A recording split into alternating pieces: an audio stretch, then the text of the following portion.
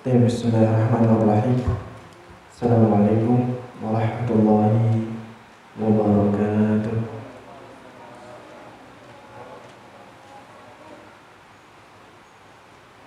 Alhamdulillah wassalatu wassalamu ala Rasulillah wa ala alihi wa sahbihi wa man wala ila yaumil qiyamati wa ba'd.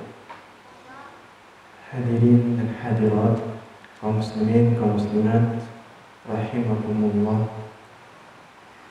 Segala puji milik Allah atas segala limpahan rahmatnya kepada kita semua, khususnya pada sore hari yang kita harapkan keberkahannya. Kemudian salawat serta salam semoga selalu dan senantiasa tercurah, tersampaikan kepada Nabi Muhammad sallallahu alaihi wasallam, juga kepada keluarga beliau dan sahabat-sahabatnya dan orang-orang yang berpegang teguh dengan sunnahnya hingga akhir zaman. Ahibbatul a'izza, kaum muslimin, kaum muslimat rahimakumullah. Pada kali ini kita akan menjelaskan dan menguraikan faedah-faedah yang pernah dituangkan oleh Al-Imam Abdurrahman bin Nasir As-Sa'di rahimahullah. Beliau adalah seorang ulama yang memiliki keilmuan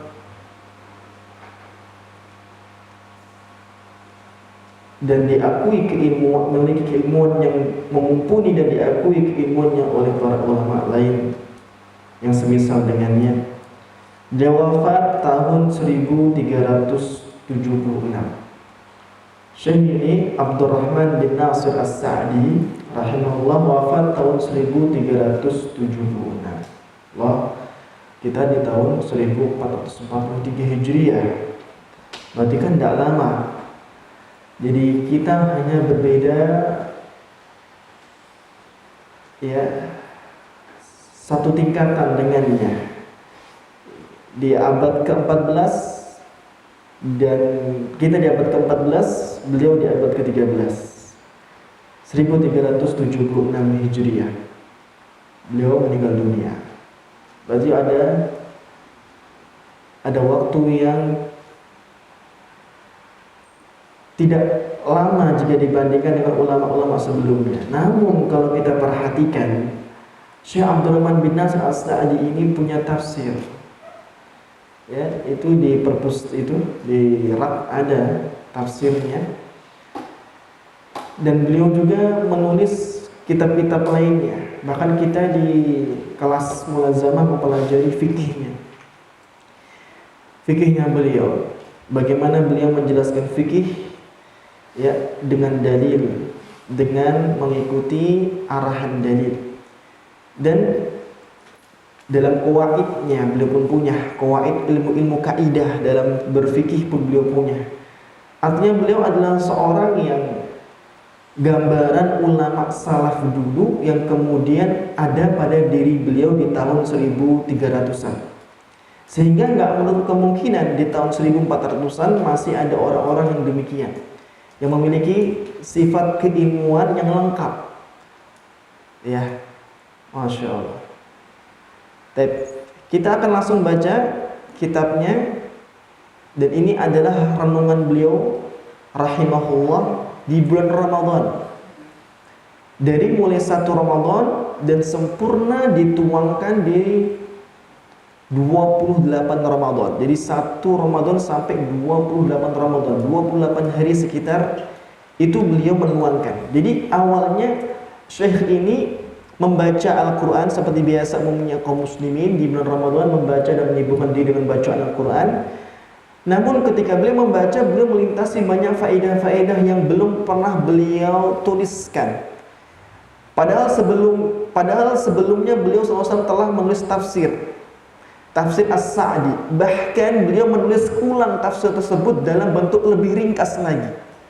Bahkan beliau menulis tafsir-tafsir yang sifatnya adalah tafsir-tafsir pecahan, hanya mengurusi atau menjelaskan satu surat saja atau satu surat yang lainnya. Intinya per surat, tidak 30 juz secara keseluruhan. Artinya beliau sudah menulis banyak tafsir atau banyak makna syarah tentang ayat-ayat Al-Quran sebelumnya. Namun kali ini di bulan Ramadan ini beliau menemukan faidah yang baru yang belum pernah beliau tulis sebelumnya, sehingga kemudian di Ramadan akan datang, di Ramadan setelahnya, jadi di Ramadan sebelumnya beliau menyadari ini, di Ramadan setelahnya beliau kemudian bertekad, saya akan tuliskan. Lalu kemudian ditulislah dari mulai awal Ramadan sampai 28 Ramadan terkumpul buku ini. Ya, dan sampai saat ini, sampai dengan hari ini bukunya terbaca, disyarah oleh para ulama yang mengerti bagaimana pentingnya ilmu Quran. Setiap orang yang mengerti pentingnya ilmu tafsir dan begitu berharganya memaknai ayat-ayat Al-Quran, mesti akan merujuk pada kitab-kitab yang beliau tulis rahimahullah. Maka kali ini kita akan membacakan pada hadirin sekalian ayat demi ayat Al-Quran yang merajut beragam faidah. Silakan kami minta kepada salah seorang untuk membacakan naskahnya. Naskahnya masih berbahasa Arab. Mungkin sudah diterjemahkan, saya kurang tahu atau belum. Yang jelas yang kita sampaikan di sini masih berbahasa Arab. Tafadhal anta ya qari Safhah Rabi'ah Ashar. Iqra.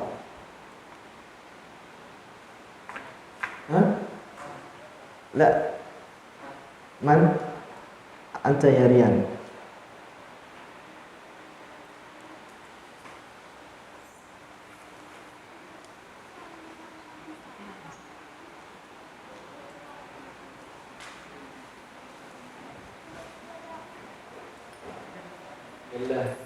Assalamualaikum warahmatullahi wabarakatuh. Qala Syekh rahimahullah, bismillahirrahmanirrahim. Alhamdulillahirabbil alamin wassalatu wassalamu ala nabiyyina Muhammadin wa alihi wa sahbihi. Hadhihi fawaid fatahallahu alayya biha fi hadhihi asy-syahri al-mubarakah. Nas'aluhu al-mazida min karamihi. Amin. Ini intinya pembukaan singkat dari beliau. Secara sederhana beliau mengatakan, ini adalah faidah-faidah yang telah saya sampaikan, saya tuliskan dalam kitab ini adalah faidah-faidah yang Allah bukakan, Allah subhanahu wa ta'ala bukakan atas saya. Jadi ini murni adalah pembukaan dari Allah kepada Syekh tentang makna-makna ayat Al-Quran Al-Karim. Dan tidak bisa seseorang terbukakan padanya ilmu-ilmu melainkan karena seorang tersebut memiliki kelayakan. Allah melihat kesolehan dan keikhlasan pada diri seorang tersebut, maka Allah akan kemudian bukakan untuknya makna-makna ayat. Jadi kalau kaum muslimin dan kaum muslimah sekalian, banyak ayat yang kita baca dan belum terbaca maknanya, coba gali kembali keikhlasan kita kepada Allah Subhanahu wa ta'ala. Masih ada ruang waktu untuk kita memperbaiki keikhlasan seumur hidup. Maka gunakan kesempatan hidup ini untuk memperbaiki keikhlasan. Keikhlasan ini lingkupnya luas, setiap tindak tanduk, bahkan setiap kata itu mengandung banyak niat. Maka kita harus berusaha dalam setiap kali gerakan, ucapan, mengatur niat untuk Allah. Ikhlas, saleh, maka Allah akan bukakan seperti ini. Dan ini nyata, ini bukan sebuah hal yang terjadi di abad 500, abad 600. Mungkin kita kondisi beda Ustaz. Zaman mereka. Perhatikan ini tahun 1300. Sudah ada gedung, sudah alat-alat, sudah ada rekaman, sudah ada penulisan, buku sudah ada percetakannya ini, bukan dari kulit lagi. Ini sudah berkembang. Zaman-zaman akan berkembang, semakin modern. Tapi ada orang-orang yang Allah bukakan. Sampai sekarang pun masih ada orang-orang yang Allah bukakan. Kenapa? Karena Allah melihat layaknya dirinya untuk menerima makna-makna ayat Al-Quran Karim. Sekali lagi, kalau kita baca ayat Al-Quran, apalagi kita non-Arab nih, kita baca ayat Quran bersama terjemahannya. Karena kalau kita tidak dengan terjemahannya, kita nggak ngerti. Kita membaca apa seakan kita membaca rumus. Dan jangan sampai samakan dengan rumus. Al-Quran adalah isinya keberkahan, kebaikan dunia akhirat. Jadi kalau kita nggak tahu maknanya, kita nanti bisa tidak tahu kebaikan dunia akhirat. Maka kalau kita sekarang lihat Al-Quran sambil dengan lihat terjemahannya, maka gali keikhlasan. Terus pelajari, perbaiki niat yang ikhlas, kesolehan. Karena dengan itu Allah akan bukakan makna untuk kita. Allah akan bukakan jalan. Kali ini kita baca ayat nggak kebayang. Lihat terjemahan tidak tersentuh dan tidak tercipta faidah apapun. Garing, kering. Tapi kalau seandainya kita kemudian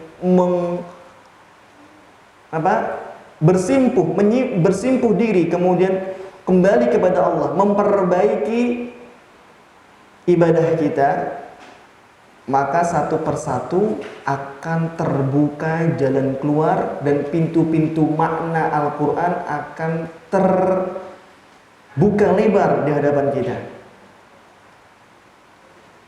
Jadi itu kurangnya.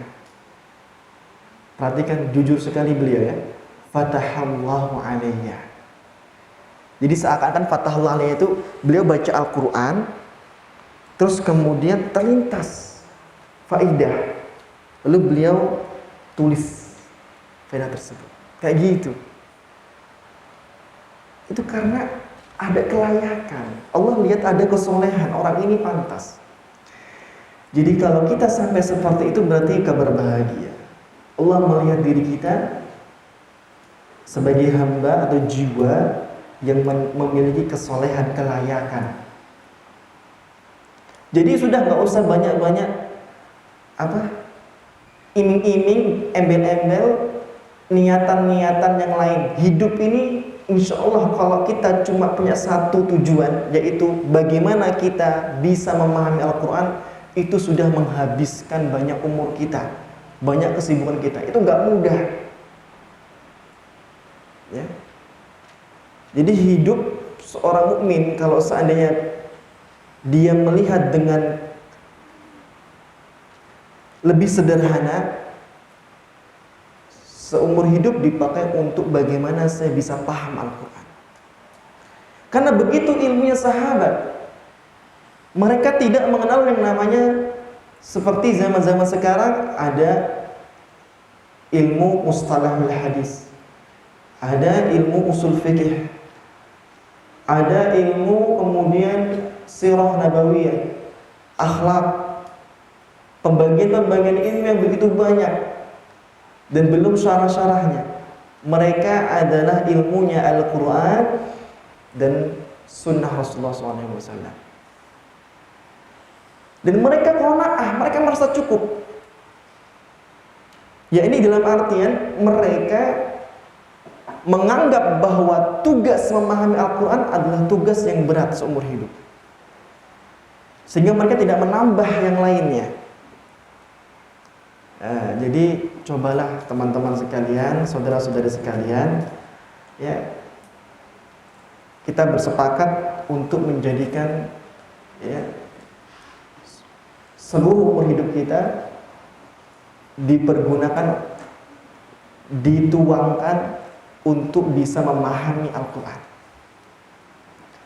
Al-Imam Ibnu Taimiyah pernah dinukilkan, beliau menyesal kenapa beliau tidak terjun atau tenggelam dalam tafsirnya. Karena kalau kita lihat karangan-karangan Ibnu Taimiyah yang begitu luas, yang dikatakan para ulama, kalau beliau berkata tentang masalah satu disiplin ilmu, beliau ahlinya.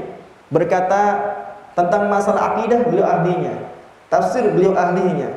Hadis, beliau ahlinya. Karena begitu luas ilmunya. Ternyata karangan-karangan beliau banyak membantah tentang keyakinan-keyakinan menyimpang yang berkembang pada zaman tersebut, sehingga beliau dipenjara. Dan banyak cobaan yang beliau terima, beratnya hidup di zaman tersebut. Dan itu pun beliau menyesal ketika beliau tidak menjadikan porsi sebagian besar hidupnya untuk Al-Quran. Pahami apa yang sedang diinginkan oleh para ulama tersebut, bahwa kita harus ingat tujuan kita. Kita harus ingat target kita.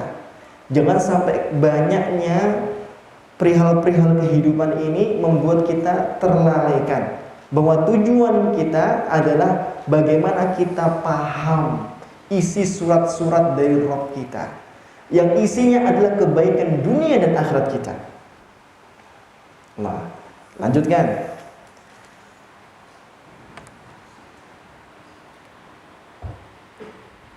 Allah Ta'ala فلما أسلم وسلموا للجبين لما كان قوله أسلم توطينا لنفسه على أمر الله وعلما Al-Quran. Al-Quran terjemah. والعزم ربما تقلب عنه الفعل بقوله وسلموا للجبين فاجتمع العزم والفعل ولكن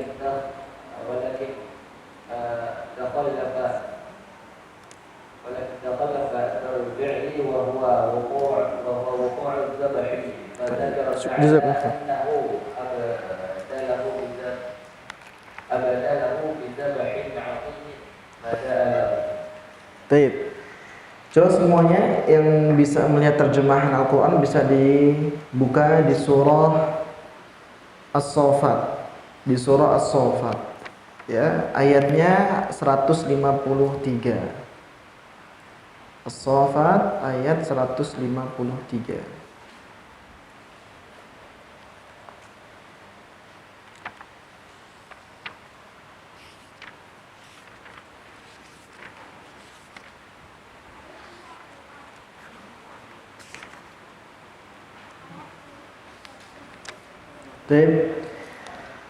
Allah subhanahu ayat 103 ya. Ini 103. Tayyib, ini salah berarti ya. Ayat 103 dalam kitab 105 itu salah. 103 berarti. Allah Subhanahu wa taala berfirman, "Falamma aslama wa tallahu lil jabin." Maka ketika keduanya telah berserah diri. Keduanya siapa ini? Ibrahim dan Ismail anaknya alaihi wassalam. Mana bukti bahwa mereka berdua berserah diri? Buktinya pada ayat sebelumnya. Ayat sebelumnya ayat 102, Allah Subhanahu wa taala berfirman, "Falamma balagha ma'ahu as-sa'ya qala ya bunayya inni ara fil manam anni adbahu fanzur madza tara." Perhatikan, Ibrahim menyampaikan kepada anaknya. Maka ketika anak itu sampai pada umur sanggup berusaha bersamanya, ingin diterangkan bahwa Ibrahim sudah merasakan manfaat dari anak. Yang sebelumnya Ibrahim belum dikaruniai seorang anak sampai usia tua. Lalu kemudian Ibrahim hidup bersama anak tersebut sampai Ibrahim merasakan nikmatnya punya anak. Di puncaknya cinta terhadap anak, lalu Allah kirimkan wahyu melalui mimpi. Ya bunayya, wahai anakku, sesungguhnya aku bermimpi bahwa aku menyembelihmu. Ini kalau Ibrahim tidak menerima dan tidak menganggap bahwa mimpi tersebut adalah wahyu, Ibrahim tidak mengatakan untuk anaknya. Bangun tidur, anggap saja itu hanya mimpi biasa. Tapi berhubung Ibrahim meridhoi, menerima bahwa ternyata mimpi yang terjadi padanya berulang kali, seakan ini penekanan bahwa ini bukan mimpi biasa, tapi ini adalah wahyu, maka Ibrahim pun menerima dengan lapang dada. Maka untuk itu bentuk penerimaannya adalah beliau sampaikan, beliau utarakan kepada anaknya, karena anaknya yang akan jadi objek dalam mimpi tersebut. Berarti ini sudah ada isyarat bahwa Ibrahim menerima. Coba kita di kedudukan Ibrahim, sebagai Ibrahim, kita mimpi menyembelih anak kita, kita nggak akan terima mimpi ini untuk pertama kalinya. Justru kita akan membela diri, ini mimpi biasa, ini kayaknya mimpi main-main, ini bukan mimpi yang ada pesan wahyunya, nggak ada. Kenapa? Karena ini membela diri, karena kita tidak mau, tidak ridho, tidak terima dengan keputusan harus menyembelih anak. Nah, itu kan pertama kali seperti itu kalau kita. Tapi kalau kita sudah menerimanya, kita meridhoinya, dan kita kuat, tegar dengan keputusan Allah, maka kita akan bersikap sebagaimana Ibrahim bersikap kepada anaknya. Disampaikan, anak dipanggil, wahai anakku, sesungguhnya aku bermimpi dan aku menyembelihmu. Nah, sekarang tinggal apakah anaknya menerima atau tidak. Ibrahim sudah menerima, sudah sebagai seorang bapak yang sangat sayang kepada anaknya yang ditunggu-tunggu di masa tua baru ada. Sudah lapang dada Ibrahim. Ibrahim sekarang mencari keridhaan anaknya. Fandur mada cara, maka anakku, pikirkanlah bagaimana pendapatmu. Lalu apa kira-kira jawaban anaknya? Qala ya abati fa'al ma tu'mar.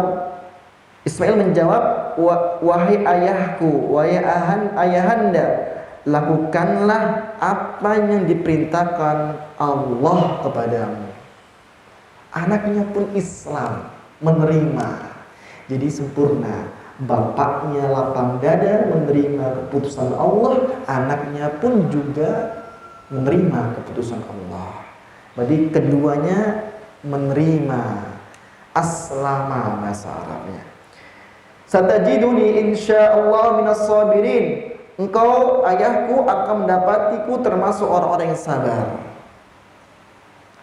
Taib, berarti keduanya menerima. Falamma aslama, maka ketika berduanya telah berserah diri, Ibrahim dan Ismail, watallahu lil jabin, dan dia Ibrahim membaringkan anaknya atas pelipisnya, tengkurap. Di wajah itu menyentuh tanah. Nggak tega seorang bapak lihat wajah anaknya ketakutan dan dia penyembelihnya. Nggak tega. Dibalikkan wajahnya, ya, membelakangi wajah ayahnya. Jadi Ibrahim ingin menggorok leher bagian belakang tengkuknya, ya, ingin menyembelih bagian tengkuknya. Berkata Syekh, kata-kata aslama, coba dilihat pada ayatnya aslama, itu kalau diterjemahan keduanya telah berserah diri. Ini kata Syekh As-Sa'di rahimahullah, tawtinan li nafsihi ala amrillah, yakni bentuk penyerahan diri terhadap keputusan Allah. Wa azman makrunan bil ikhlas wal imtithal. Ya. Kalau kalimatnya sudah aslama, itu bukan hanya menyerahkan diri, saudara-saudariku sekalian. Ya, ini dalamnya bahasa Arab. Sehingga dia nggak cukup dengan arti berserah diri, tidak cukup.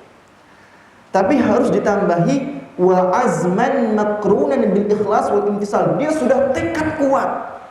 Bukan hanya menerima tapi masih ragu-ragu, tapi dia menerima, saya tekad benar. Maju, enggak mundur. Tekad benar dengan disertai keikhlasan. luar biasa. Itu luar biasanya bahasa Arab. Jadi nggak cukup diartikan berserah diri, ya. Tapi dia berserah diri, ya, dan juga yakin dengan apa yang akan dikerjakannya. Beriringan dengan ikhlas. Beriringan dengan ikhlas. Seperti itu. Wal azmu rubbama takhallafa anhu fi'lu. Tapi kalau cuma tekad, ya, tekad itu kadang tidak terwujud perilakunya. Kadang cuma tekad tidak terwujud kelakuannya. Nggak ada buktinya. Kadang seperti itu. Ya nggak? Ada banyak orang-orang yang tekad, tetapi ternyata dia tidak mengerjakannya. Sebatas punya niat, punya tekad. Tekadnya sholat malam, tapi terkadang dia tidak sholat malam, cuma tekadnya saja ada. Tekadnya puasa sunnah Daud, ya, sehari puasa sehari berbuka. Tekadnya, tapi cuma tekad, ternyata wujudnya nggak ada. Itu kan seperti itu. Kalau Ibrahim, kalau kita perhatikan, dibantah oleh Allah bahwa Ibrahim tekad dan mengerjakannya. Sehingga itu pelajaran buat kita. Ibrahim menjalani tugas yang berat, diminta mengorbankan nyawa, tekad, mau mengerjakannya dan dikerjakan benar-benar. Kita diminta untuk sholat 5 waktu, mau mengerjakannya, mau tekad, tapi apakah kita mengerjakannya dengan sebenar-benarnya?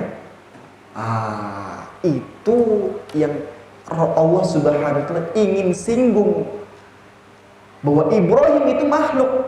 Ibrahim juga adalah ciptaan Allah, sebagaimana kita makhluk ciptaan Allah. Tapi Ibrahim mencontohkan bagaimana seharusnya menjadi hamba Allah. Jadi sudah tekad, itu wujudkan dengan amalan, praktek yang sesungguhnya, yang sebenar-benarnya. Makanya pada ayat setelahnya disebutkan dzakaral fi'l, ya, watallahu lil jabin. Watallahu lil jabin ini arti bahwa Ibrahim melakukan, bahwa Ibrahim itu melakukannya, bukan cuma bertekad. Jadi dua ayat singkat ini menghadiahkan prinsip bagi kita seorang yang beriman. Maka kalau ada ketetapan Allah, perintah Allah, aslama, terima itu, ridhoi, dan kemudian pasang tekad yang kuat untuk mewujudkannya, yang diiringi dengan keikhlasan. Watallahu lil jabin, lalu wujudkan tekad Anda jika Anda benar, jika Anda jujur dalam bertekad. Wujudkan. Ibrahim disebutkan watallahu lil jabin, ini bentuk wujudnya. Sudah menjadikan pisaunya di atas tungku anaknya, benar-benar akan digorok anak tersebut. Allah, luar biasa. Jadi setiap ada kebaikan, amal soleh, ketaatan yang merupakan perintah Allah dan Rasulnya, Anda harus terima. Kita harus lapang dada dan bertekad melakukannya, ikhlas kepada Allah. Lalu kemudian buktikan, wujudkan dalam sebuah amalan. Itu yang diinginkan oleh Allah. dari apa yang terjadi pada Ibrahim dan Ismail.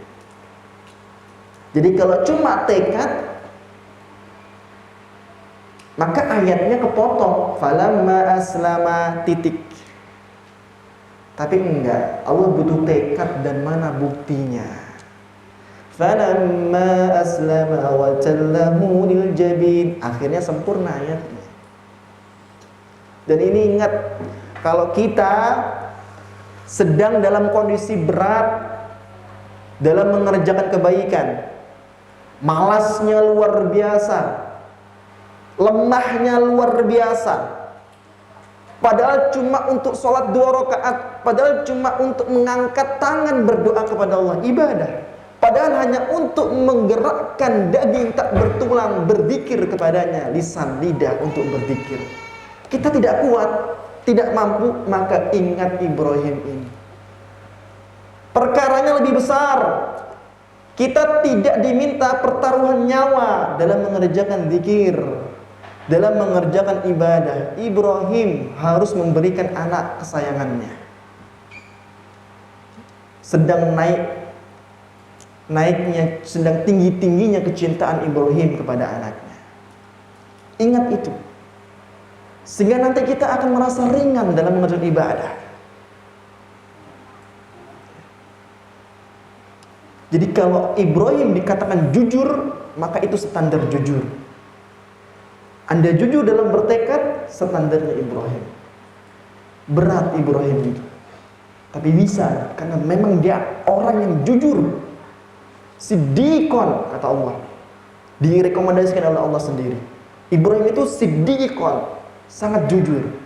Itu bukti orang jujur itu bukan hanya ucapannya sesuai dengan realita, tetapi keinginannya sesuai dengan wujudnya. Keinginan bersambung dengan amalan.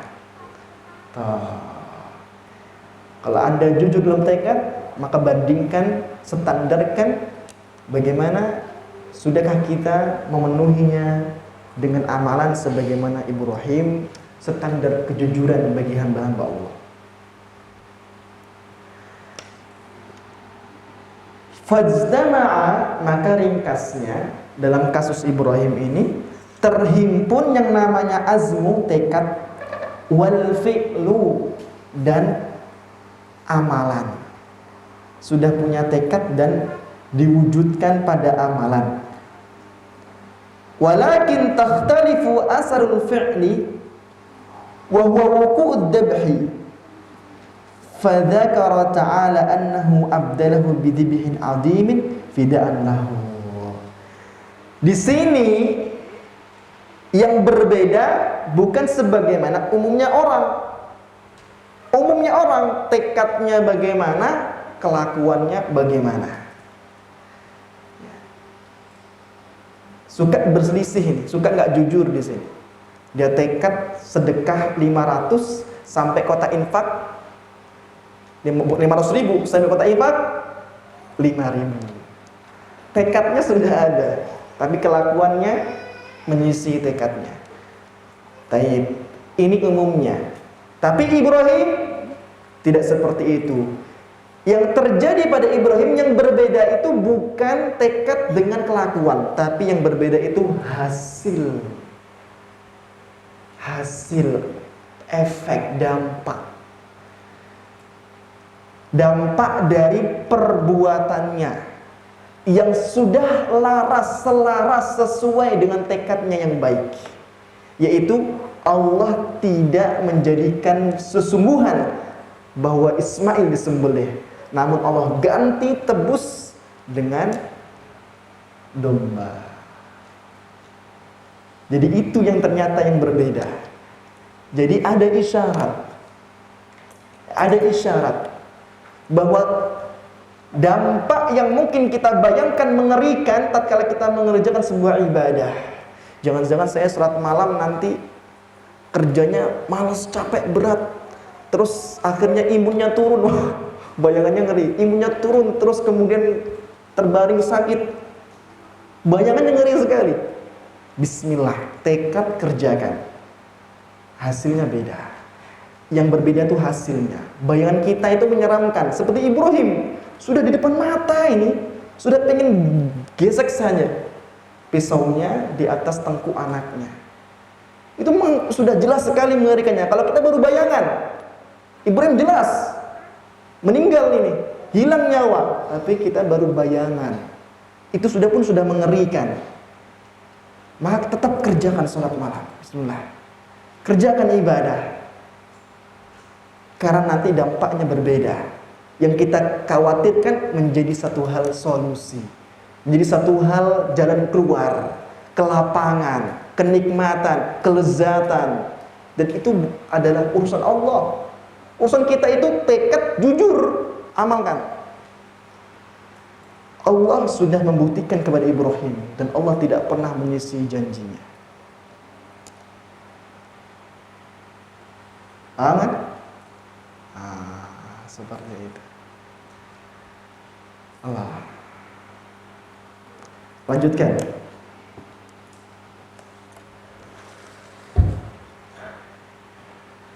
قوله تعالى فعدة من أيام أخر يدل على أن المعتبر مجرد العدة لا مقدارها في الطول والقصر والحر والبرد ولا وجوب الفوز وعدمه ولا ترتيب ولا تفريق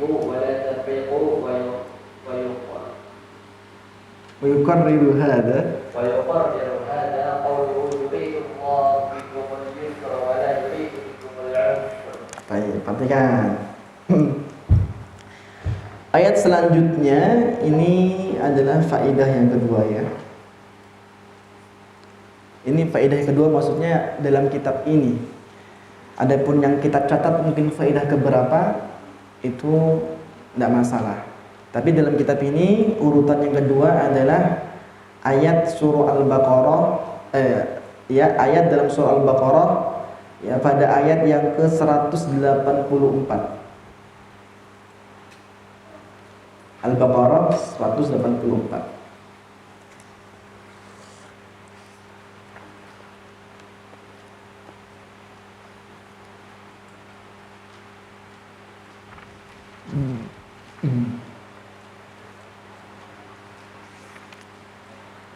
Masya Allah. Ini sering kita bahas ya, daripada ayat-ayat yang lainnya, khususnya pada bulan Ramadan. Karena ini satu rangkaian ayat-ayat siam tentang puasa.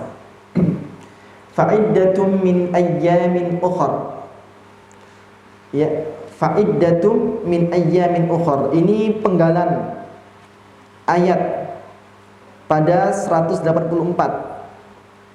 Coba dilihat, diperhatikan. Ayyaman ma'dudat faman kana minkum maridan aw ala safarin fa'iddatun min ayyamin ukhar. Fa'iddatun min ayyamin ukhar. Ini kalimatnya. Jadi tidak dari awal, tapi justru di pertengahan ayat. Apa faedahnya? Kami pribadi melihatnya ini adalah muslim yang sebenarnya, hamba Allah yang luar biasa. Ya Masya Allah, istimewa. Bayangkan ya, bagaimana beliau bisa mengeluarkan faidah yang ayatnya terselip, tersembunyi, ditumpukan ayat-ayat sebelumnya dan sesudahnya. Berarti akal yang soleh, yang sehat, yang sharih, yang tegas di atas kebenaran, ini bisa menghubungkan pada ayat-ayat yang terselip seperti ini untuk dikeluarkan faidah.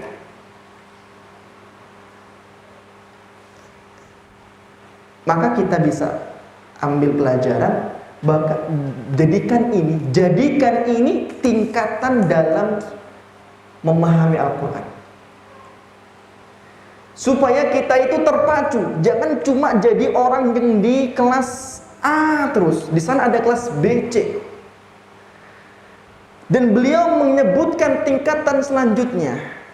bahwa kalau kita seorang muslim memahami Al-Quran dan sudah serius lanjut, ya, tahap lanjutan dalam memahami Al-Quran, maka di ayat-ayat yang terselip, ya, di antara ayat-ayat yang ada, kita bisa keluarkan satu tema, satu risalah, satu buku, satu buah karya. Jadi target ini masih banyak, tingkatan ini masih ada. Maka jangan betah di tingkatan yang dari berpuluh-puluh tahun kita selalu di tempat yang sama, tingkatan yang sama. Coba meminta kepada Allah, ya, untuk dinaikkan tingkatannya dalam memahami Al-Quran. Karena ini kitab kita, muslimnya itu ada pada diri kita, maka konsekuensinya adalah pahamnya Al-Quran ada juga pada diri kita. Luar biasa. Berarti di sini beliau menggambarkan tingkatan bahwa menafsiri, mentadaburi ayat itu bukan hanya ayat-ayat pendek saja, juz amma, bisa kepada ayat yang panjang, lalu nanti berubah kepada satu surat ditafsiri, ya, per urut per surat, sebagaimana yang beliau tulis tafsir Taisir Karimir Rahman fi Tafsir Kalimil Mannan, tafsir 30 juz. Lalu setelah itu kemudian bertingkat lagi, ya, coba keluarkan satu surat saja atau beberapa potongan ayat. Nah, ini tingkatannya ini. Potongan ayatnya nyelip lagi di tengah-tengah ayat. Jadi ayat panjang di tengah-tengahnya. Itu luar biasa sekali, ya. Karena yang ada biasanya tafsir satu Quran 30 juz, tafsir satu surat, tafsir satu ayat. Tapi ini tafsir potongan ayat. Tentu lebih dalam lagi. Kenapa? Kalau tafsir Quran kita bisa ikutin alurnya, ngikut alurnya. Surat kita bisa lihat surah sebelumnya, karena surat itu lebih besar jumlahnya daripada ayat. Ayat ikuti apa isi suratnya sebenarnya, tentang apa saja. Nah sekarang potongan nggak sampai setengah ayat, cuma sebagian ayat. Ini kira-kira tentang apa ini? Kan itu perlu kedalaman ilmu. Apa hubungannya? Apa isi suratnya? Berarti tingkatnya tinggi. Intinya pokoknya adalah pelajarannya, dalam ilmu memahami Al-Quran ada tingkatan. Maka saudara-saudariku, jangan berlama-lama sampai menghabiskan puluhan tahun hanya pada tingkatan-tingkatan itu saja. Yakni berusahalah untuk memperbaiki, meninggikan, memperbaiki, memperbagus tingkatan kita dalam memahami Al-Quran. Sampai Allah dengan izinnya mengaruniakan apa yang telah dikaruniakan kepada Syekh Syekh Abdurrahman bin Nasir As-Sa'di. Alhamdulillah. Fa'iddatum min ayyamin ukhar. Ternyata ini potongan dari satu ayat, penggalan. Itu pun nggak penggalan yang panjang, terselip di antara ayat-ayat yang panjang. Fa'iddatum min ayyamin ukhar. Artinya apa ini? Nah, untuk tahu artinya saja kita harus baca dari awal. Ya, karena kita belum terbiasa untuk lebih serius memahami ayat. Fa'iddatum min ayyamin ukhar, maksudnya di sini adalah bahwa wajib bagi orang yang berbuka puasa, ya, wajib bagi orang yang berbuka atau membatalkan puasanya, ya, mengganti sebanyak hari yang dia tidak berpuasa itu pada hari-hari yang lain. Jadi ini faedah tentang puasa Ramadan kemarin. tapi ilmunya segar. Yakni mungkin kita belum tersentuh dalam faedah ini, maka kita baca bersama. Ya dulu, ayat firman Allah ini ya dulu menunjukkan ala atas atau bahwa ala atas annal mu'tabar, bahwa yang dianggap, yang dihitung itu mujarradul iddah, sebatas sekadar bilangan. Misal kita tidak puasa 3 hari, maka yang diminta dari kita untuk menggantinya di hari-hari di luar Ramadan 3 hari. Misal ada yang meninggalkan sebanyak 15 hari, maka yang diminta dari kita untuk menggantinya di hari-hari di luar Ramadan sebanyak 15 hari. Nah, bilangan 15, bilangan 3 itu yang diminta oleh Al-Quran. La miqdara fi tul wal qasr. Al-Quran tidak meminta takaran panjang pendeknya. Ya, 3 hari di Indonesia sepanjang itu. Maka tatkala kita pergi ke daerah lain, puasa Ramadan yang ditinggalkan di Indonesia sepanjang itu, tatkala kita bayar di negeri lain, misalnya kita bayar di negeri Timur Tengah, ternyata berbeda panjang, maka kita harus menyamakan panjang harinya. Kalau ternyata di Indonesia 24 jam, 12 jam, maka di sana kita harus tetap berpuasa 12 jam. Padahal mungkin di sana lebih cepat, matahari lebih cepat tenggelam. Bukan itunya. Islam nggak minta ke situ. Kalau ke situ kesulitan kita. Kalau itu diminta, kita kesulitan, kepayahan. Tapi Islam nggak minta itunya, cukup minta bilangannya. 3 hari ditinggal, 3 hari. Mau bedanya lebih, mau beda lama cepatnya, nggak masalah. Yang penting Anda tinggalkan 3 hari berpuasa, ganti 3 hari juga di lain harinya. Allah. Dalam kan? Faedah. Tayyib wal harri wal bard. Dan Islam atau Al-Quran tidak menekankan kepada takaran dingin dan panasnya. Misal di Ramadan kemarin musim panas, ya, Islam tidak meminta kita untuk mengganti 3 hari puasa yang saat itu musim panas di hari-hari lainnya sambil menunggu musim panas. Jadi nunggu musim panas lagi baru dia berpuasa. Karena seimbang, dulu dia tinggalkan puasa Ramadan selama 3 hari di musim panas, maka dia menggantinya 3 hari pada hari yang lain di musim panas juga. Nah, Islam nggak melihat itu, nggak ditentukan yang seperti itu. Yang penting yang ditentukan adalah tepat angkanya. Kalau 3 hari 3 hari, 4 hari 4 hari. Mau ketika itu musim panas diganti di musim dingin, di musim hujan, tidak masalah.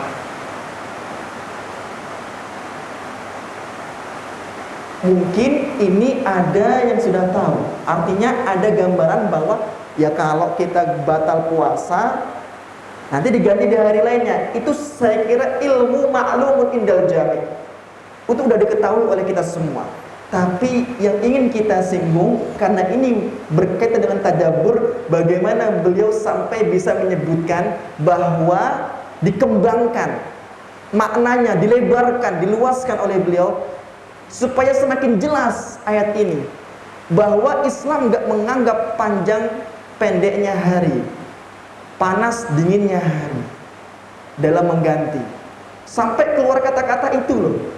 Ini gimana kalau tidak berasal dari orang yang dibukakan akalnya oleh Allah? Karena selama ini Mungkin banyak teman-teman sekalian, ikhwan akhwat juga mengetahui bahwa kalau batal puasa diganti. Tapi kalau ucapan tidak memperhatikan panas dinginnya, panjang pendeknya, apakah kita semua sudah mendengarkannya itu?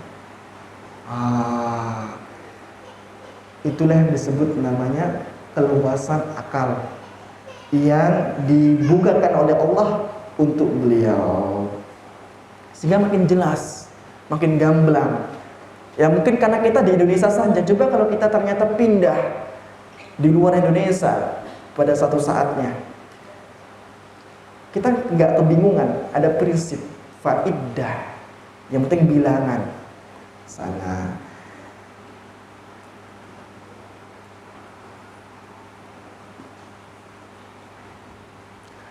La wujubul fawri wa adamihi.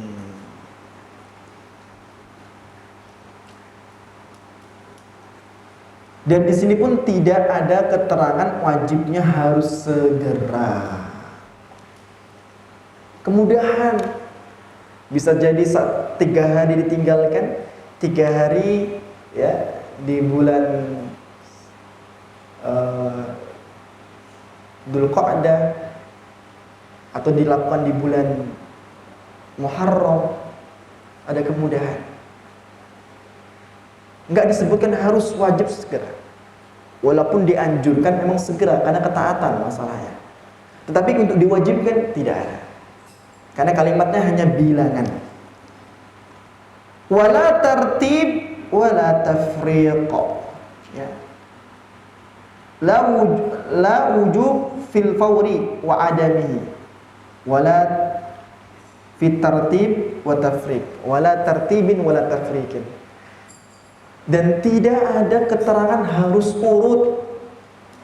3 hari berarti 3 hari berturut-turut. Tidak ada di sini. Berarti boleh dipisah-pisah. Misalnya 3 hari, sehari di pekan pertama bulan Dzulqa'dah, sehari kedua di pekan kedua di bulan Dzulqa'dah, hari ketiga di pekan ketiga di bulan Dzulqa'dah. Selesai. Karena ini selaras dengan apa yang telah Allah tetapkan dalam syariat siam ini, syariat puasa. Yuridullahu bikumul yusr.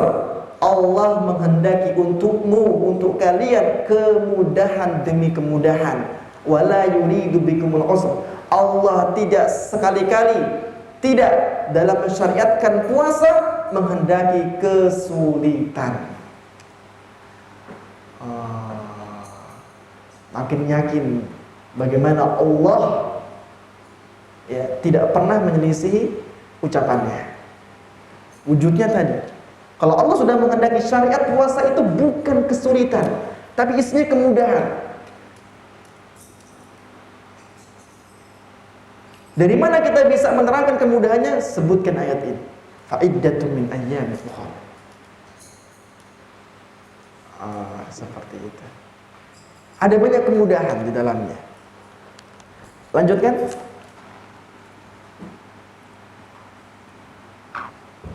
Qauluhu ta'ala aw 'ala safarin amma qawlihi a'ammu min qawlihi fi safarin liyadkhula fihi man aqama fi baladin aw barriyatin wa lam yaqta' safaruhu bal huwa 'ala safarin wa in lam yakun fi safarin. Baik. Aw 'ala safarin. Ini ayat yang mana ini? Ada yang tahu? 184. Iya, masih 184. Tapi yang mana? Sesudahnya, coba dilihat. Ada sesudahnya?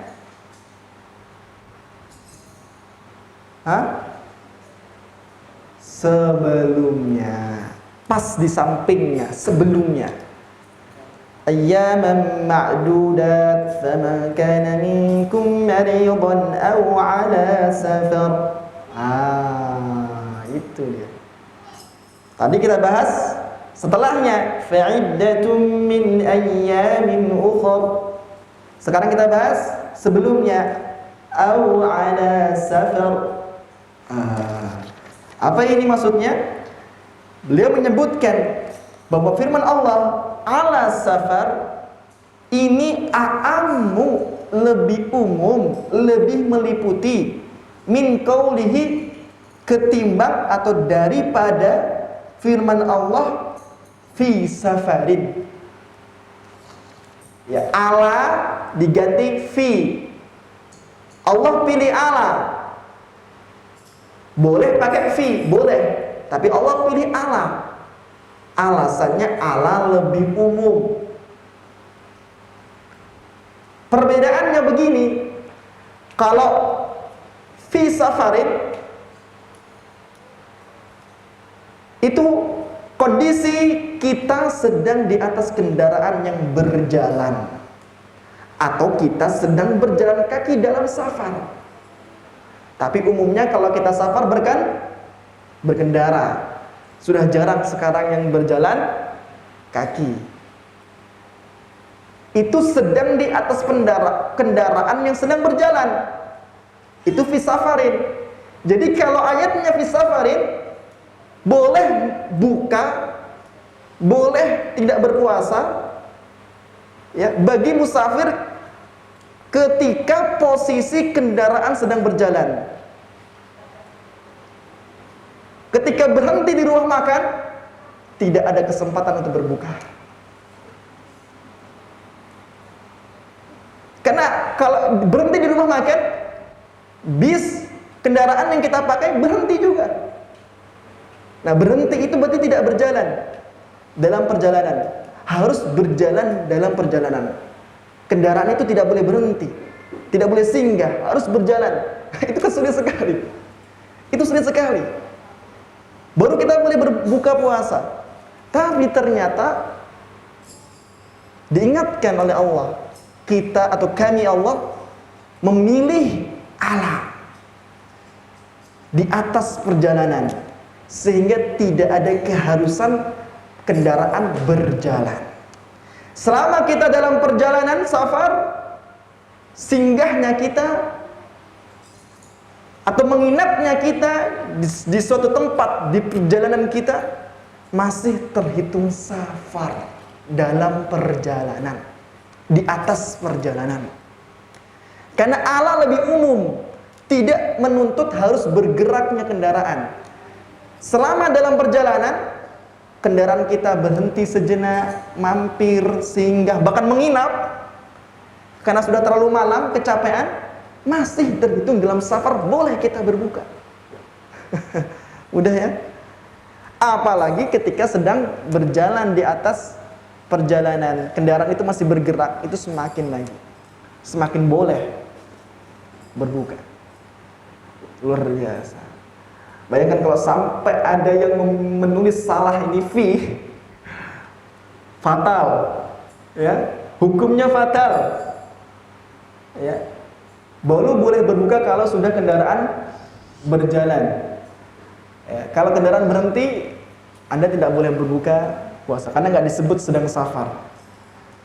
Fi safarin itu kalau kendaraannya bergerak, masih jalan, nggak boleh berhenti. Maka di sini kalimatnya bukan fi tapi ala. Kenapa? Liyadkhula fi, supaya termasuk, tergolong di dalamnya orang-orang musafir, yaitu orang-orang yang aqama, menginap, fi baladin, di satu daerah, au bariyatin, atau tempat atau daerah juga sana.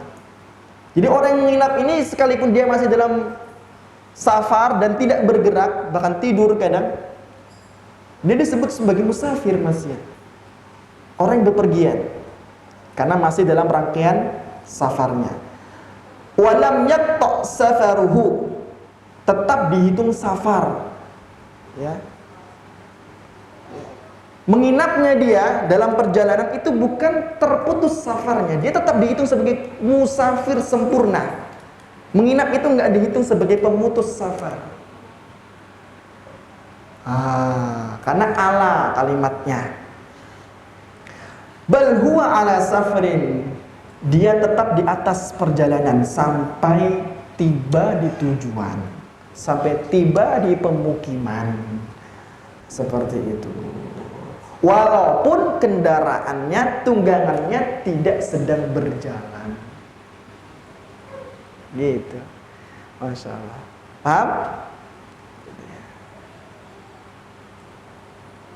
Karena kalau, bayangin nih, coba kok cermati lagi. Karena kalau musafir kan boleh berbuka.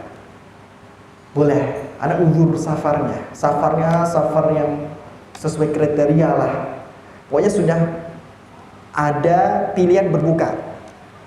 Nah, kan berbeda kondisi orang yang safar, kendaraannya bergerak, itu kan masih merasakan capek, masih merasakan beratnya perjalanan. Berbeda dengan orang yang ketika safar, lalu dia singgah, bahkan dia menginap. Itu kan berarti dia rehat, segar badannya, bahkan tidur, bisa istirahat. Ya kan? Kalau dipikir-pikir, yang layak dapat uzur itu yang sedang bergerak ini, karena kecapean, kesulitan. Karena masih bergerak dalam perjalanan, ya, masih melakukan perjalanan, masih capek gitu loh. Ini berhak untuk beri uzur. Harusnya mereka yang berhak. Adapun orang yang melakukan perjalanan tapi menginap, dia bisa makan enak, dia bisa santai, dia bisa rehat. Apakah dia juga akan diberikan uzur? Itu kan mungkin terpikir dalam benak kita. Nanti tatkala kita telah melakukan perjalanan, mungkin sekarang mungkin kita masih belum jelas, tapi ketika kita melakukan perjalanan, kita mengalami sendiri. Ingat ayat ini. Allah pakai ala safarin. Ya. Jadi tidak harus Anda menjadi orang yang sedang di kendaraan yang terus berjalan. Tapi Anda atau kita menginap dalam perjalanan, posisi terbaring di atas kasur karena menginap istirahat, itu tetap dihitung sebagai perjalanan. Boleh mengambil uzur untuk berbuka. Jangan ragu, ala kalimatnya. Itu dia kedalaman Syekh Abdurrahman bin Nasir As-Sa'di. Pokoknya setiap kali kita baca ayat demi ayat faedahnya, kita akan melihat luar biasa. Ada orang seperti ini. Wah, Masya Allah, hamba Allah yang dibukakan atasnya ilmu Al-Quran. Tapi lanjutkan. Ada ya ini, tafadhal. Qauluhu ta'ala yawaddul mujrimu law yaftadi min 'adzabi yawmi idzin bi banihi. Baik. Ayat ke berapa ini? Al-Ma'arij. Istamir. Al-ayatu fihi anna ghayra al-mujrimi la yawaddu dhalika لأنه قد ابتلى في الدنيا من عذاب يومئذ بالتقوى والإيمان وإنما هو في هذا اليوم لا يحزنه الفزع الأكبر لا يحزنه الفزع الأكبر ويؤمل اجتماعه لمن صلح أو صلح من آبائه وأبنائه وأحبابه في جنات النعيم. Ini yang keempat ini merinding ya. Merinding gimana? Coba dilihat ayatnya, biar semuanya merasakan bagaimana getaran kekhawatiran dan rasa takut tatkala membaca ayat ini. Surah Al-Ma'arij ayat ke-11 ya. Al-Ma'arij ayat 11.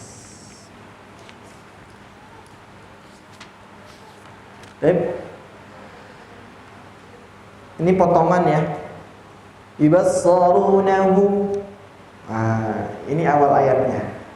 Potongannya setelahnya yawaddul mujrimu law yaftadi min 'adabi yawmi idzin bibani. Sedangkan mereka saling melihat. Yawaddul mujrimu law yaftadi min 'adabi yawmi idzin bibani. Pada hari itu orang-orang yang berdosa ingin sekiranya dia dapat menebus dirinya dari azab dengan anak-anaknya.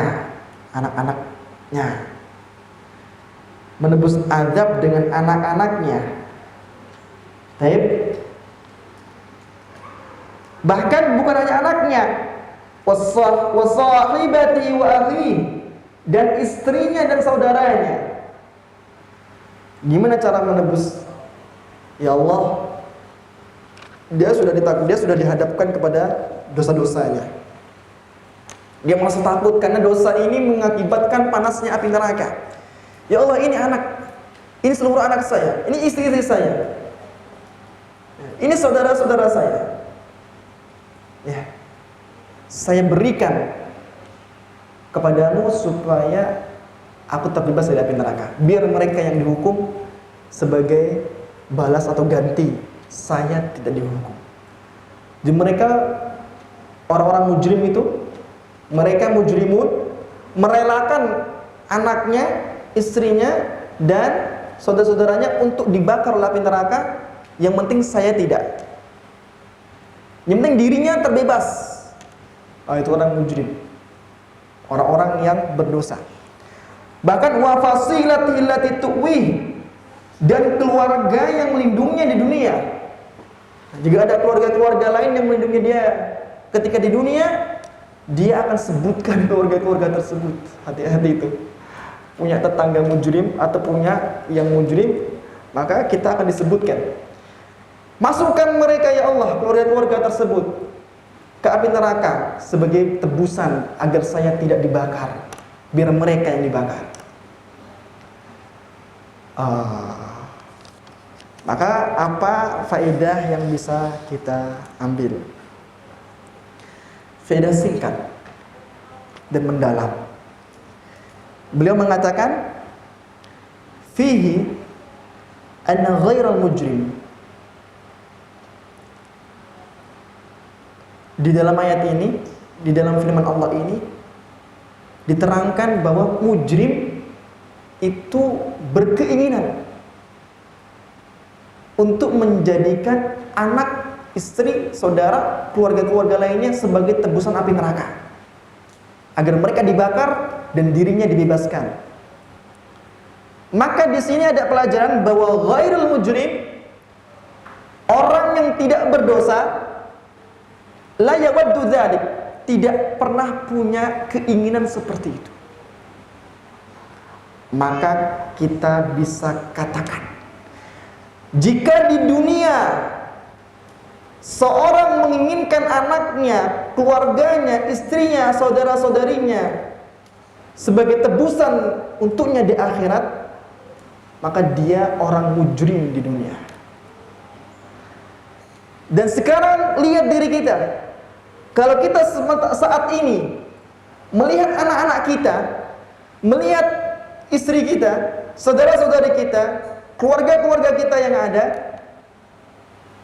dan gak terbayang, gak terbetik, gak ada keinginan untuk menjadikan mereka tebusan di akhirat kelak, maka kita mukmin, maka Anda orang beriman, Anda bukan mujrim.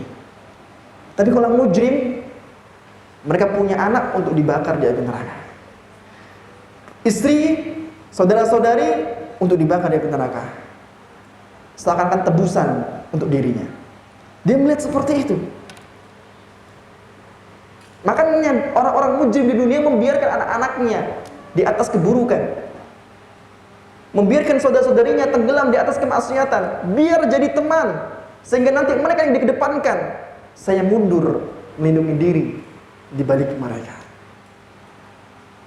Tapi kalau orang beriman, orang yang saleh, gak pernah terbetik di dunia seperti itu. La yawaddu dzalik, gak akan pernah mungkin menginginkan seperti itu. Makanya kalimatnya anna ghairul mujrim la yawaddu dzalik. Orang yang tidak mujrim, yang saleh, gak akan mungkin pernah terbetik seperti itu.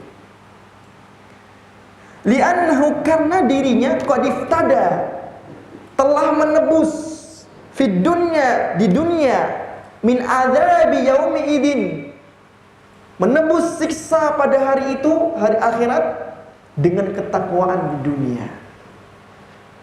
Wal iman, dan keimanan, sehingga ketakwaan dan keimanannya yang menghalangi dia dari api neraka. Maka dia nggak akan pernah terbetik demikian. Kenapa? Karena di dunianya sibuk bertakwa, sibuk memperbaiki iman, sehingga takwa dan imannya akan menebus dirinya. Maka dia nggak butuh untuk mengharapkan anak-anaknya, keturunannya, nggak butuh. Karena imannya lah dan takwanya lah yang menyelamatkannya, bukan anaknya. Jadi kalau ada pandangan pada hari ini, ya, seperti halnya orang mujrim ini, maka kita harus kembali kepada Allah Subhanahu wa taala, bertaubat kepadanya. Wa inna ma huwa fi hadzal yaum la yahzunuhul fazal akbar. Pada hari itu yang seharusnya orang-orang itu ketakutan, orang yang beriman merasa tenang. Kenapa? Karena dia sudah punya pegangan, jaminan takwa dan imannya.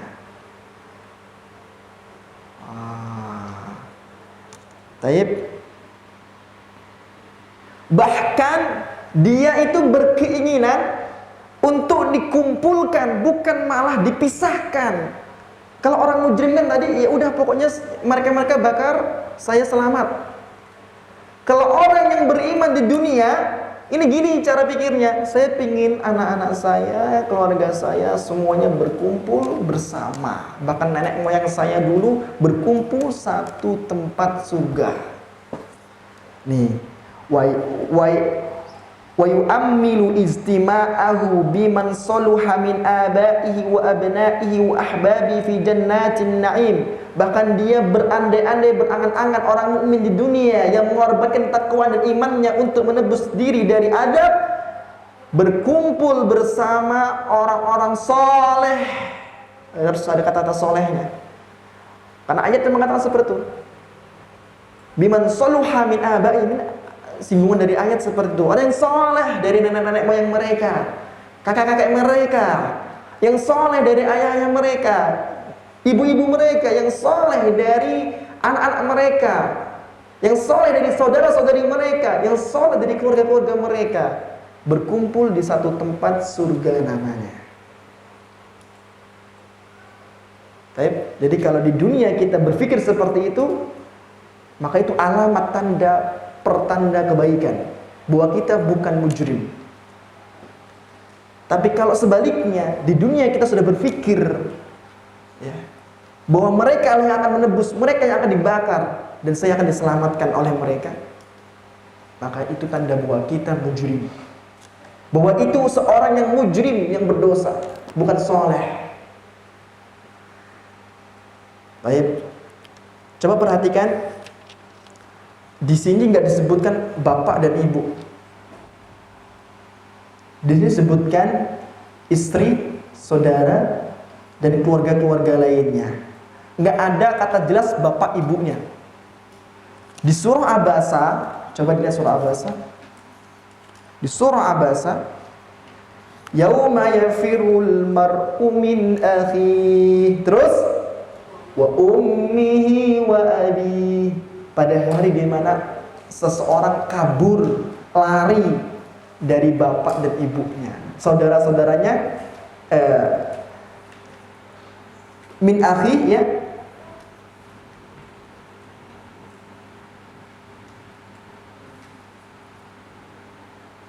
Wah.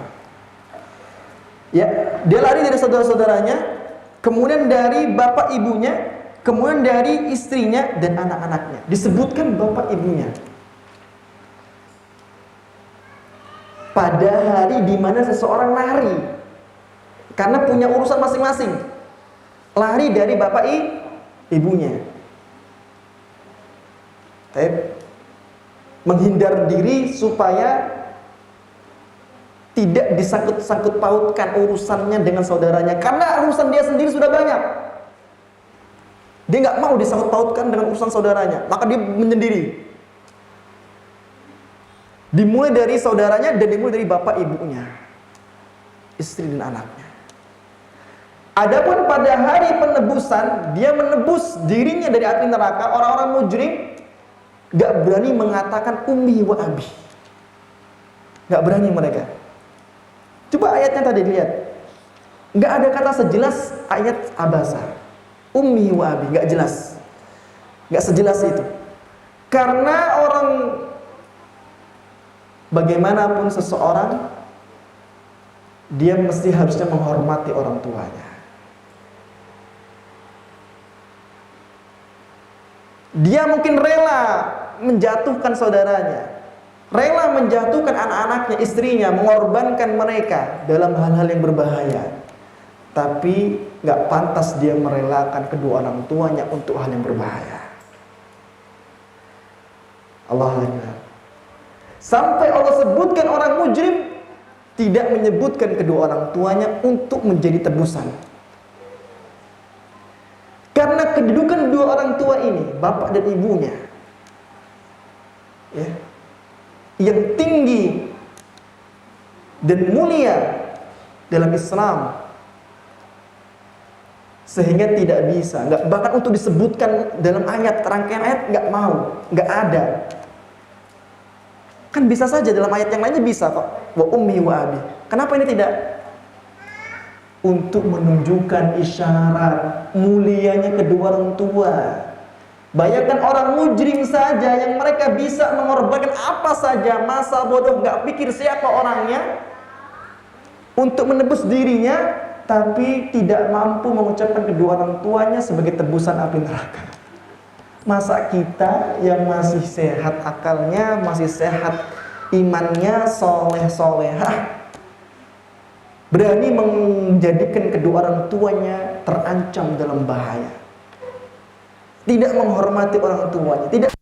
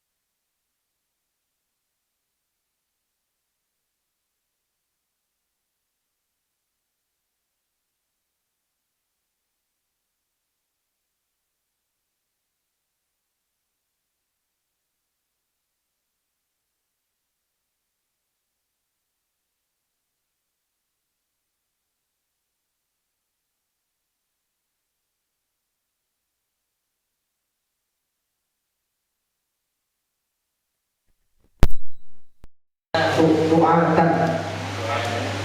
Yakununa lidzalika ru'atan muta'alidina mujtahidina min kulli sababin taqumu bihal amanat wal 'uqud wa tukmilu wa takmilu wa tatimmu mub'idina 'an kulli sababin yunaqidun dhalik. وكذلك قوله والذين هم بشهاداتهم قائمون. Dan ini tentang masalah akhlak bermuamalah. Jadi coba dilihat dalam surah Al-Ma'arij, ya. Jadi beliau mengeluarkan dari surah Al-Ma'arij lagi pada ayat yang ke-32. Perhatikan. Dan orang-orang yang memelihara amanah dan janji mereka. Baik. Jadi Allah Subhanahu wa taala menyebutkan ciri-ciri orang beriman, ciri-ciri orang yang akan masuk surga di dunianya begini. Walladzina hum li amanatihim wa ahdihim ra'un. Mereka adalah orang-orang yang memelihara. Ra'un ini memelihara, riayah. Memelihara apa? Amanah. Amanatihim, ya, wa ahdihim, dan perjanjian mereka.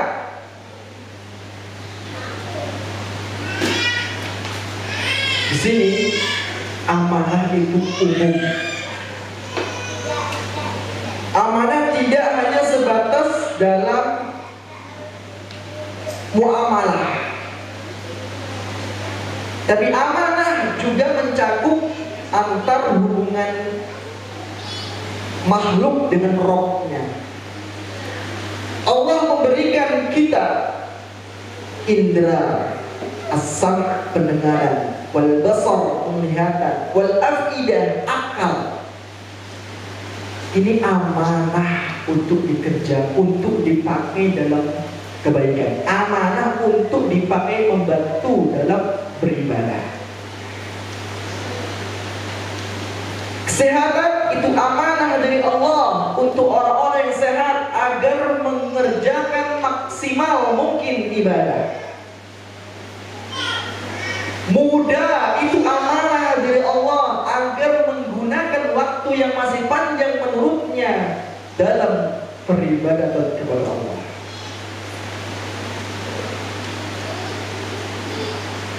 Waktu luang, waktu kosong itu pun amanah dari Allah. Bahkan kita katakan seluruh nikmat ini titipan. Berarti ini sebuah amanah Allah. Anak, harta benda, kekayaan kita, jabatan kita, itu amanah dari Allah. Ini umum sekali. Maka kita melihat seluruh amanah yang ada pada diri kita. Ra'un, jadilah orang yang seakan memelihara sesuatu, merawat sesuatu. Pengembala merawat gembalaannya, memelihara kambing-kambingnya. Maka bagaimana pengembala menunjukkan aksi merawat gembala-gembala tersebut? Maka begitulah harusnya kita merawat nikmat-nikmat Allah yang sampai pada kita. Jadi kata Allah, mereka ini bukan hanya dalam muamalah. Dalam muamalah pasti mereka ketika dititipi, ditinggali suatu barang, mereka menjaganya, merawatnya. Tapi juga amanah-amanah yang besar, amanah-amanah dari Allah, nikmat-nikmat yang ada yang sampai kepada kita, ini pun harus dipelihara. Maka katanya Al-Imam As-Sa'di rahimahullah disebutkan ay yakununa lidzalika ru'atan muta'ahidin. Kalau sudah seperti itu, Anda semua itu pemelihara. Kalau yang dipelihara kambing atau binatang namanya pengembala. Kalau kita pemelihara nikmat, semua kita. Maka jangan lalai, Anda punya tugas, Anda punya sebutan dalam ayat. Kita disebut sebagai pemelihara. Kira-kira sudah belum kita menunjukkan aksi-aksi memelihara nikmat-nikmat Allah?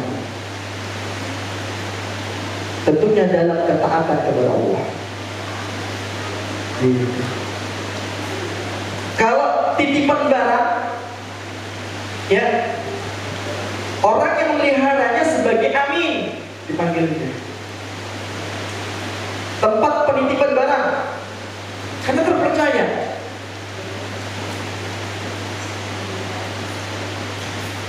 Nah, kita pun sama, kita semua ini pemelihara. Maka jangan pernah lupa tugas, lupa tujuan atau sebutan Allah untuk kita. Maka coba lihat bagaimana seorang pemelihara barang itu. Anda tak letakkan barang, Anda merasa nyaman, tidak takut hilang. Terus bagaimana dia merawatnya? Tapi kalau sekarang ini simple ya, titip barang, letakkan di rak, ya, ada nomornya. Tapi kalau zaman dulu, ya, berikan barang itu di rumahnya, datang ke rumahnya. Tapi ditaruhnya di tempat yang telah disediakan, seperti kalau sekarang rak. Cuma main hari jaganya, dirawat benar, dilihat, dicek, masih ada, masih utuh, ada yang rusak atau tidak, perlu dibersihkan. Nah, itu benar-benar al-amin. Ketika dia datang kembali, ingin orang pemilik barang ingin mengambil barangnya, ketika orang tersebut merasa puas dan percaya dengan kita, bahwa kita sukses dari pemelihara, kita sukses dari al-amin, orang yang terpercaya. Nah, kira-kira nanti tatkala Allah memanggil kita, diminta barang-barangnya ini, diminta semuanya tubuh kita, meninggal kita, diminta apa yang telah Allah berikan. Ternyata kupingnya separuh untuk ketaatan, separuh untuk kemaksiatan Allah. Hidungnya lubangnya satu tertutup, satu terbuka. Terbuka karena menghirup aroma-aroma yang baik, tertutup karena menghirup aroma-aroma buruk. Misalnya, atau matanya, ya, setengahnya, separuhnya untuk melihat yang baik-baik, separuhnya untuk melihat yang haram-haram. Itu semua kelihatan. Allah akan ambil semuanya. Allah akan lihat. Kalau Allah melihat ternyata barang titipannya untuk kita semua ini, pada kita semua ini ternyata sempurna, baik sebagaimana sedia kala, yaitu baik penjagaannya, bersih dari kotoran maksiat, noda dosa. Allah berbahagia, kita orang terpercaya, kita amin. Banyak sekali berarti, berat tanggungannya. Kan inna aradnal amanata, kami itu tawarkan amanah ini kepada siapa? Hah? Surah apa itu? Al-Ahzab.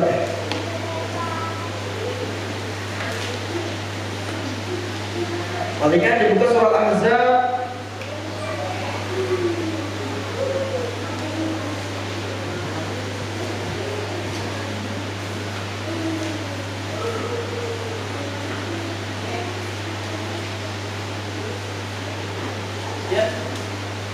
alas samawati wal ardi wal jibal. Perhatikan surah Al-Ahzab ayat 72.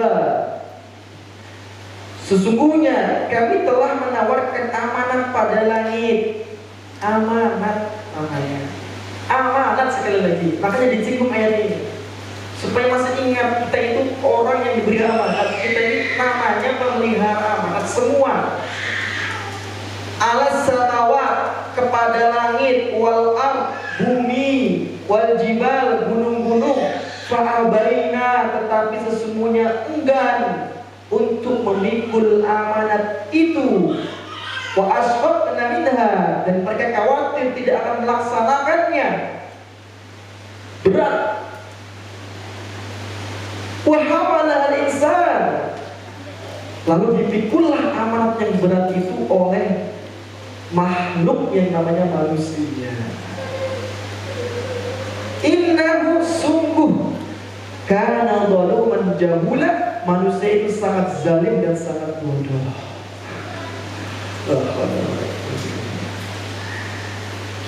Wahai para pemelihara, Wahai para penjaga, wanita, laki-laki maupun wanita, ingat amanat itu masih ada di tangan kita. Pelihara sampai sisa umur, sampai di akhir umur kita. Pelihara, ingat segarkan, saya pemelihara, agar berhati-hati. Sehingga ini peringatan bagi orang-orang yang menganggap bahwa tangannya itu tangannya, kakinya kakinya, terserah dirinya. Nah, ini amanat diberikan untuk berjalan, iya, tapi amanatnya berjalan dalam kebaikan, bukan semaunya.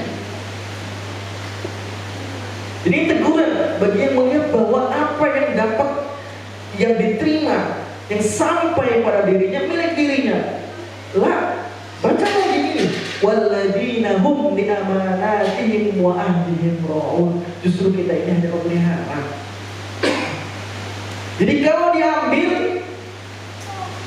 ada kita kenal pemelihara barisan motor dan sepeda, namanya juru parkir. Itu pelihara itu. Antum asal-asalan ditegur, sini pak, sebelah sini, dirapikan, diusulkan tempat sebelah sini, dia buka, dia merawat, dia bertanggung jawab. Kira-kira juru parkir ini kalau motor yang banyak itu, yang di tangannya ketika itu, dalam genggaman tangannya, amanahnya diambil sama pemiliknya, kira-kira dia sakit hati? Tidak, oh bukan miliknya, ini cuma untuk menjaga. Jadi juru parkir bukan pemilik.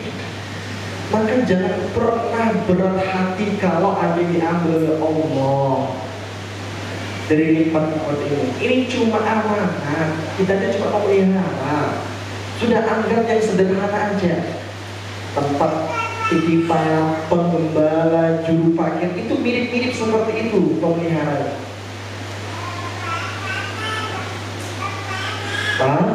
Walladzina hum bi amanatihim wa ahdihim ra'un. Mujtahidina bi kulli sababin taqumu bihi al-amanatu wal 'uhudu. Bersungguh-sungguh untuk mengusahakan sebab-sebab langkah-langkah yang tetap menjaga amanahnya. Setiap sebab dan langkah yang masih merawat, mendukung terjaganya amanah tersebut dia kerjakan. Watakmul watatimu, sampai sempurna. Kapan kita sempurna? Sampai meninggal dunia. Jadi waktunya sampai kapan? Sampai meninggal dunia, sampai sempurna amanat yang Allah berikan. Sehingga amanatnya telah berakhir, berakhirnya ajal seseorang. Mub'idina an kulli sababin yunakidu dzalik, dan menjauhi sebab-sebab yang mengurangi keamanahannya, bahkan yang mencoreng keamanahannya, maksiat, dosa, tidak tepat janji, khianat, tidak jujur. Wa kadzalika qaulu ta'ala walladzina hum bisyahadatihim qa'imun. Ini seperti itu. Satu lagi istirahat, ya. Oh, satu lagi panjang. Satu lagi panjang. Tapi dibaca agak cepat. Ya, coba. Qauluhu ta'ala ya ayyuhal muddaththir qum fa'anzir. نبه الله تعالى فيها على حال رسوله وكماله وإتمام نعمة الله عليه وكم بين ابتداء أمره وانزعاجه من الوحي وتدثره من شدة ما لقي وبين آخر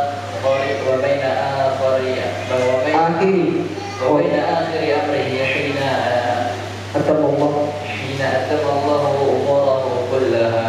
ولهذا أمره بتكميل نفسه وتكميل غيره وأرشده إلى ما ينال به ذلك، وهو القيام التام على وجه النشاط وتعظيم لربه وتكبيره في باطنه وتطهير أعماله وثيابه الظاهرة وترك كل شر ودنس وترك كل شر ودنس واستعمال روح الأعمال، وهو الإخلاص في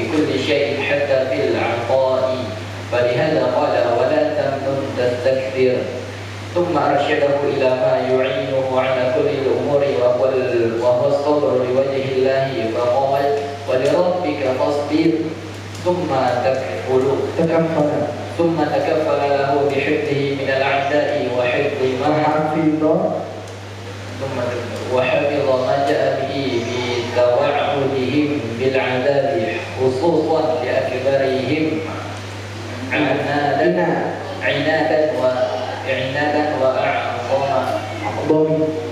عنادا وأعظمهم عداوة. Wahai salam nikmat. Baik. Coba lihat surah Mudaththir. Ini singkatannya lah. Intinya gini. Surah Mudaththir ayat pertama.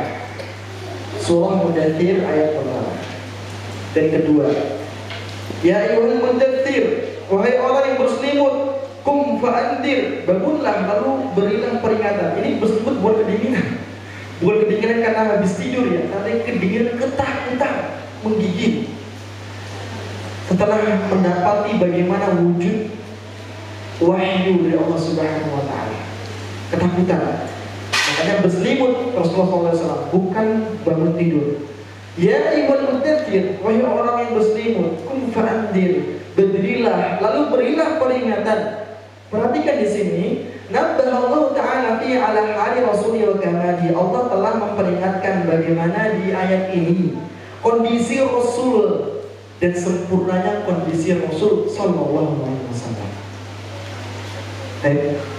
Kita umatnya, maka kesempurnaan itu juga akan terjadi pada umatnya jika kita mengerjakan apa yang dicontohkan Rasul. Bagaimana?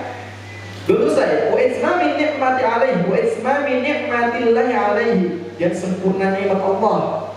Wa kam baina ibtida'in abdi wa zi'ajihi min wahyi.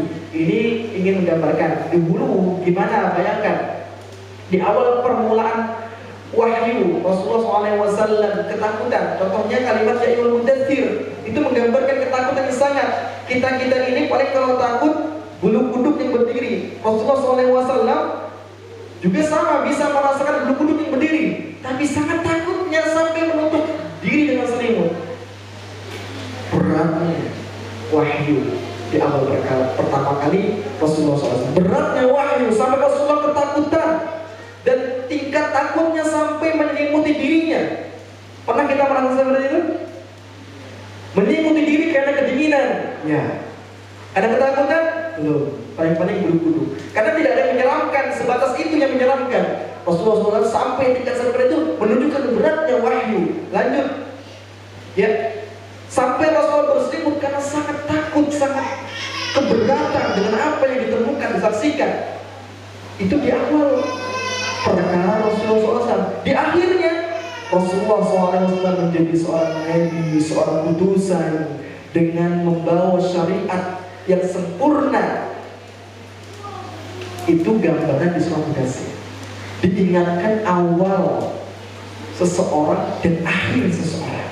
Awalnya mungkin keberatan, akhirnya ternyata penuh kenikmatan dan kelezatan dan kemudahan.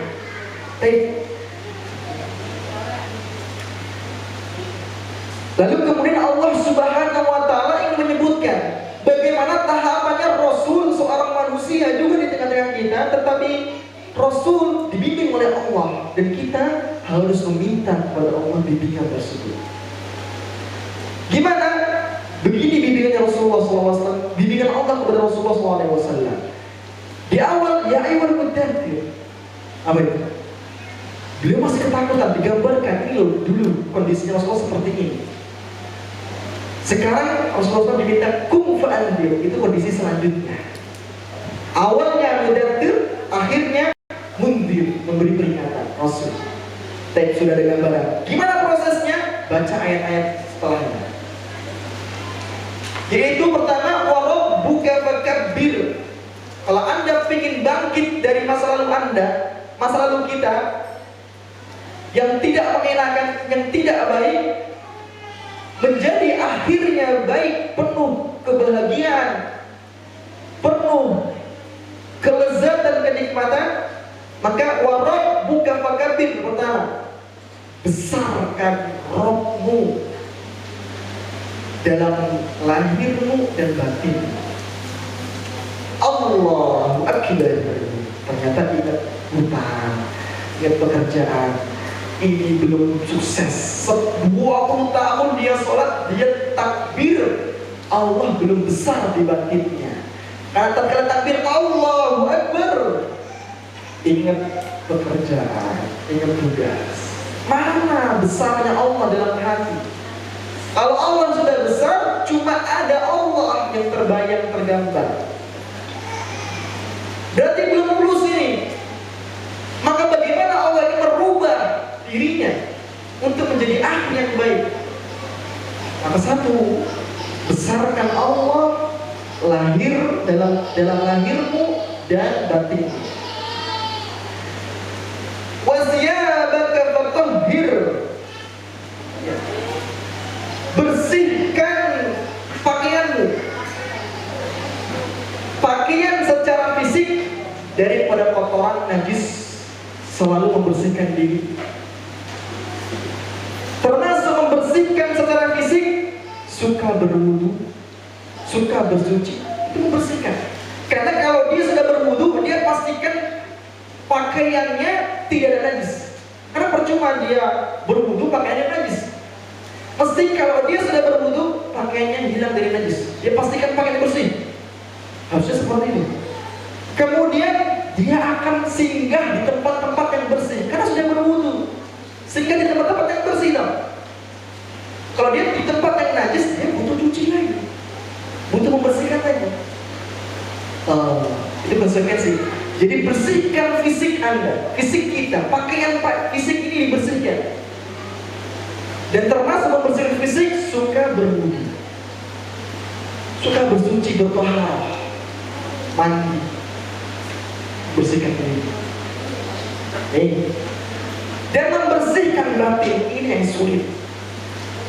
Membersihkan dari hasad, dari dengki, dari riya, dari ingin dipuji, ingin terkenal, dari ingin dapat jabatan, ingin tinggi, dari kesombongan, dari wadah, permusuhan, ya, permusuhan tidak enak, dari suudzon, persangka buruk, sulit, berat. Ini namanya tugas yang gak pernah berhenti.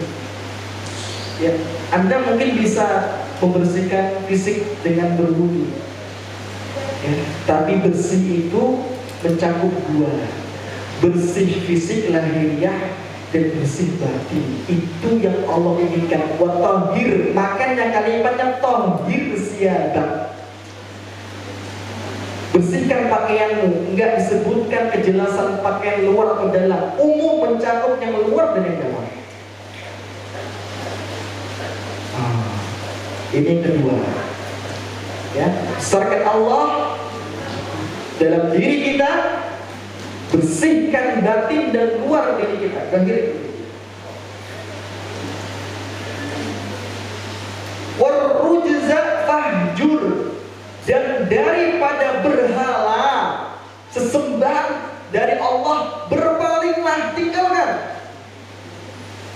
Tinggalkan peribadatan yang tidak pernah diajarkan oleh Rasulullah SAW, kepada batu, kepada yang lebih daripada itu jeleknya binatang, kerbau, kepada sapi, atau yang lebih buruk lagi ada mungkin. Tinggalkan itu semua. Tinggalkan berhala-berhala itu. Ya, berhala di sini lebih umum, bukan sekedar yang dipahat. Bukan sekedar bentuknya patung atau bangunan, tapi mungkin berhala itu bentuknya adalah jabatan, bentuknya adalah pangkat, uang. Tinggalkan itu kalau sampai menjadi sekutu bagi Allah. Bukankah orang-orang yang dihukum di neraka karena kesyirikannya, mereka mengatakan mereka menyesal berupa atas kelakuan syiriknya karena mereka menyamakan Allah dengan selainnya. Mereka tidak mengatakan, padahal mereka menyembah berhala, mereka menyembah yang lain, jin dan lainnya, yang ada wujudnya dan yang tidak ada wujudnya. Tapi mereka rangkum, kami menyamakan Allah dengan selainnya. Jadi dalam arti menyamakan, Anda jatuh kepada kesyirikan. Maka jangan pernah ada yang menyamakan Allah, kedudukan Allah pada diri dia.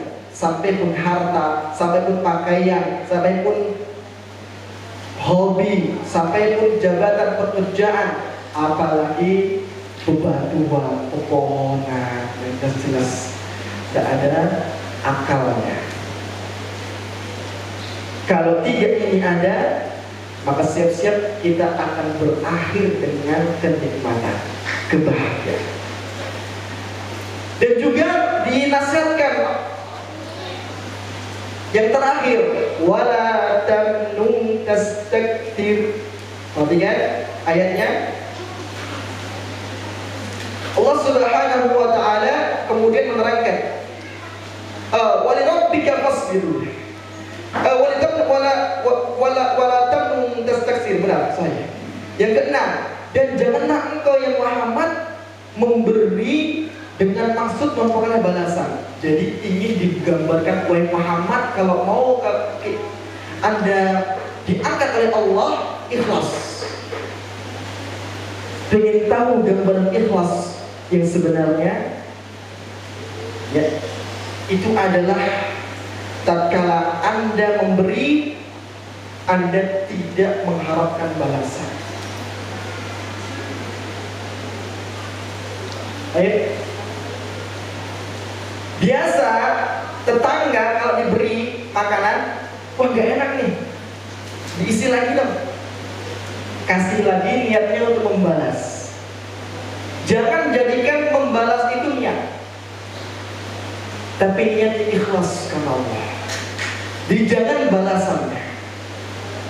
Jadi sekalipun merasa berjasa, memberi, maka jangan pernah tuntut balasan apa-apa. Kalau kita ikhlas, itu gambaran ikhlas. Baik. Kenapa Allah gambarkan seperti ini? Paling gampang untuk menggambarkan keikhlasan. Tapi kalau keikhlasan dalam ibadah sama sebenarnya. Sama. Kita mengerjakan ketaatan, memberikan ketaatan kepada Allah tanpa minta balasan dunia. Murni wajah Allah, nggak dikasih apapun, nggak masalah, saya tetap sholat. Tapi nggak sekuat itu, nggak sesadar itu orang. Tapi kalau disebut seperti ini, wala tamnun tastakthir, jangan pernah menyebut-nyebut pemberian Anda, jangan pernah menyebut-nyebut kebaikan Anda. Orang akan mudah paham, oh itu ikhlas, gitu. Lupakan kebaikan, ingat dosa. Lupakan kebaikan, ingat dosa. Yang ada malah ingat-ingat kebaikan, dosa mudah dilupakan. Nah, ini salah. Walirabbika fasbir, dan terakhir bersabarlah kepada Rabb. Sabar, dipertahankan kesadaran. Jadi ada berapa? 5. Yang pertama, ya, besarkan Rabb. Yang kedua, sucikan pakaian lahir dan batinmu. Yang ketiga, jauhi kesyirikan. Yang ketinggalkan kesyirikan. Yang keempat, ikhlas. Gambarannya dalam bersedekah, dalam memberi.